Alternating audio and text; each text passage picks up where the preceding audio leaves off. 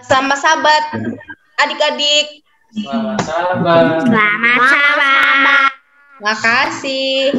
Satu hari di hari Sabat ada seorang anak kecil bernama Putri. Siapa namanya, Kenzi? Putri. Ya, Putri ini pagi-pagi dia itu pas hari Sabat malas bangun. Terus mamanya bilang, Putri, ayo bangun, kita mau worship, kita mau gereja. Lalu Putri bilang, males, masih mau bobo gitu. Lalu dia bangun tapi dengan marah-marah. Lalu mamanya bilang, itu makanannya ayo dibuat, ayo kita makan sama-sama. Mama mah nyuruh-nyuruh mulu gitu.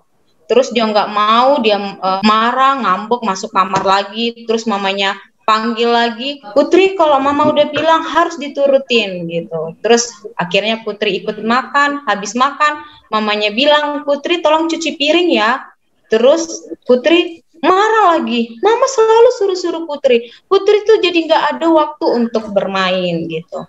Sepanjang hari Sabat, dari sekolah Sabat anak-anak, si Putri nih ngambek, dia nggak ikutin sekolah Sabat anak-anak. Lalu pas di acara khotbah, sebelum khotbah ada cerita anak-anak yang mau Kak Ingrid ceritakan. Nah, gimana sebenarnya waktu Yesus kecil? Kenzi dan Jessica Morado tahu nggak kalau Yesus kecil itu disenangi banyak orang? Tahu. Kenapa sih dia disenangi banyak orang? Kita lihat ya. Di kota Nazaret, Yesus tumbuh menjadi anak yang besar. Nih kira-kira Yesus pada saat ini sebesar Abang Morado nih. Sebesar Bang Morado. Lalu suatu hari Yesus dipanggil oleh ayahnya yang bernama Yusuf. Yesus, sini bantuin papa. Pekerjaan bapaknya Yusuf itu sebagai tukang kayu. Lalu Yusuf, bapaknya Yesus ini mempunyai banyak peralatan pertungangan kayu di samping rumahnya ya, enggak di rumahnya. Lalu Yesus ini sangat senang membantu ayahnya bekerja. Jadi enggak pernah bersungut-sungut kalau ayahnya bilang, Yesus tolong ambilin palu, diambilin sama dia. Yesus tolong ambilin paku yang ada di situ, diambilin sama dia. Tolong ambilin papan yang kecil itu ya, diambilin sama Yesus. Lalu bapaknya memberi tugas kepada Yesus untuk membuat sebuah kursi kayu. Lalu pada saat dia membuat kursi kayu, dia melakukannya itu dengan sekuat tenaga, dengan rajin, dengan senang hati, dipahatnya, dipotongnya gitu. Dengan hati-hati tentunya ya. Lalu akhirnya Yesus menyelesaikan kursi kayu itu dan ayahnya atau bapaknya periksa hasil pekerjaan Yesus. Wih, kursi buatan Yesus ini sangat bagus, sangat baik, mantep nih gitu ya. Kalau bahasa sekarang mantul. Lalu Bapak Yusuf bilang sama Yesus, Nak, pekerjaanmu bagus, ayah senang sama pekerjaanmu. Lalu nggak sampai di situ loh. Pada saat Yesus sudah menyelesaikan membuat kursi, dia nggak pergi begitu aja, tapi dia membersihkan sisa-sisa kayunya atau peralatannya. Dia langsung bersihkan juga semua sama sampah-sampahnya. Lalu pada saat sore tiba, Yusuf mengajak Yesus untuk pulang ke rumah. Pada saat pulang, dia bertemu ibunya yang bernama Maria, mengajarkan tentang perintah Allah yang harus ditaati. Jadi dia juga mendengarkan nasihat atau firman Tuhan dari ibunya.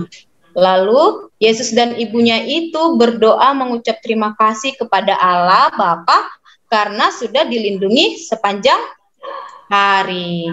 Jadi setelah si Putri tadi mendengar cerita ini, Putri langsung bilang, ya aku salah dong marah-marah, salah dong aku tadi pagi malas dibangunin, salah dong aku enggak bantu mama nyuci piring gitu. Akhirnya dia pergi ke mamanya, dia minta maaf, dan setelah itu dia menjadi anak yang penurut kepada orang tuanya.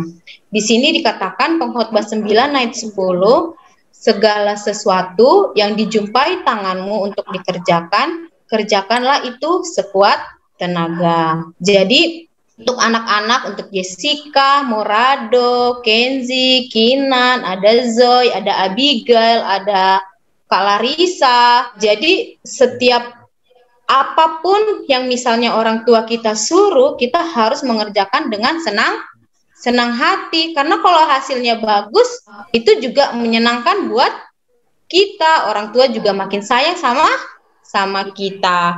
Jadi si Putri tadi juga akhirnya dia besoknya, dia setiap dibangunkan orang tuanya, dia langsung bangun, dia langsung rapihin tempat tidurnya, dia langsung bilang ke mamanya, "Mama, apa yang bisa saya bantu? Papa, apa yang bisa saya bantu?"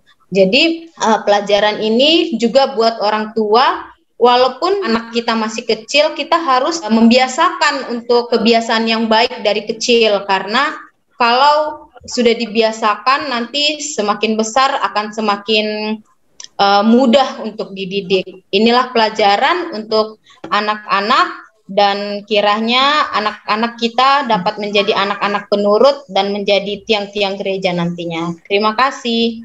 Baik, terima kasih kepada Nyonya Simorangkir yang telah membawakan cerita kepada anak-anak, supaya anak-anak kita bisa menjadi anak-anak yang suka bekerja, sama seperti yang Tuhan Yesus telah berikan contoh kepada kita. Selanjutnya kita akan mendengar